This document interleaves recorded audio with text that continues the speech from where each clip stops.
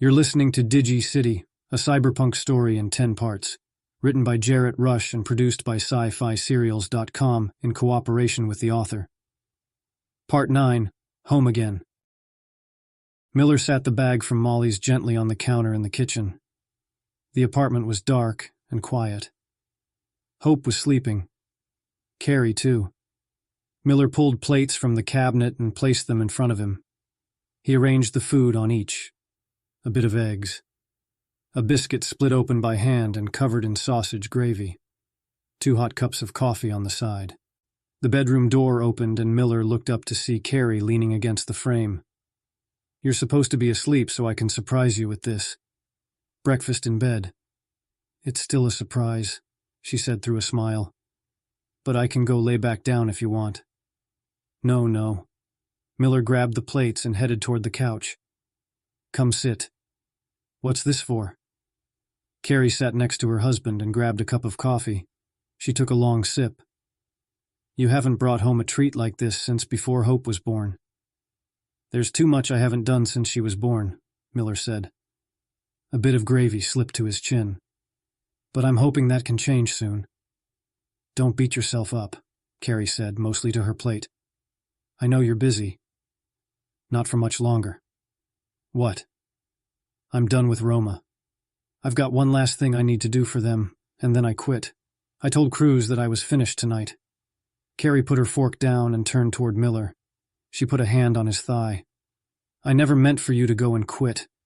My little speech the other night was just me being frustrated. But I know you're good at what you do. You like it. I promise." Miller was shaking his head while Carrie spoke. "I didn't quit because you made me.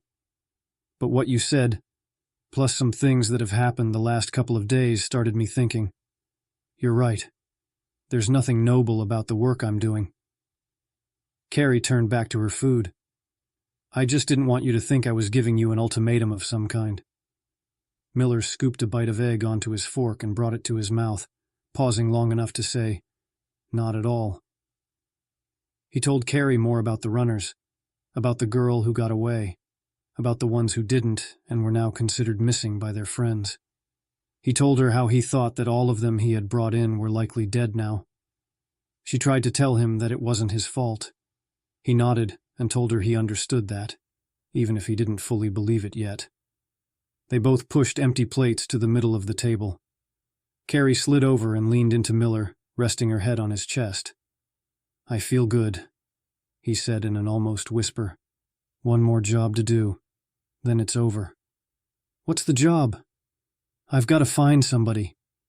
Miller ran a soft hand up and down Carrie's side. "You remember a guy named Rexall, back from when I was in the service? Might have heard me mention him when I was a cop, too. Was he the one with the wife who—" Yeah, Miller said. "So sad. It looks like he and a couple of friends were responsible for the bombing." Carrie sat up. "You're kidding. A cop."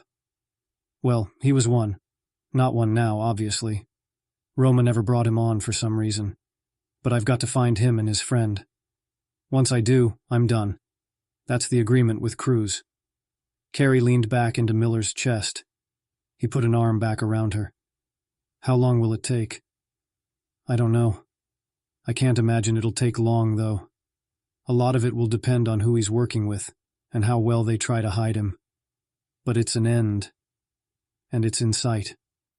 Miller felt Carrie nod against his chest. He listened to her breathing get deeper, and she drifted off. The sun pushed through the window, light from a new day, one that suddenly had possibility.